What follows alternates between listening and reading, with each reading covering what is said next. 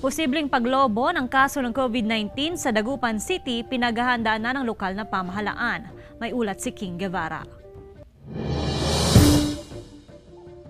Apat ang aktibong kaso ng COVID-19 sa Dagupan City. Bagamat kakaunti ang bilang kumpara sa ibang lugar sa probinsya, nakahanda pa rin ang city government sa posibilidad ng paglobo ng kaso ng COVID-19 sa lungsod. Given na mayroong rise ng cases sa NCR at kung sakasakaling tumaas din ang kaso natin dito sa Dagupan at sa Pangasinan, may posibilidad na ma-exhaust yung bed capacity ng ating mga government hospitals. May 4 na quarantine facility sa lungsod para sa mga dumarating na LSI at OFW, kabilang ang 3 inn at ang People's Astrodome. Pero nakatakdang pumili ang Department of Health ng isang pasilidad para sa mga asymptomatic na pasyente.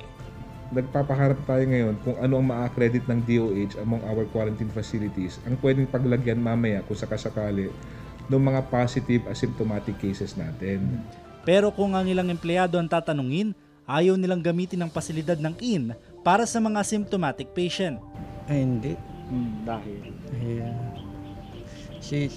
Positive sila eh. Okay lang pag OFW. Samantala, 9 na milyong pisong karagdagang pondo para sa COVID-19 ang inaprubahan ng Sangguniang Panglungsod. Pambili raw ito ng karagdagang test kits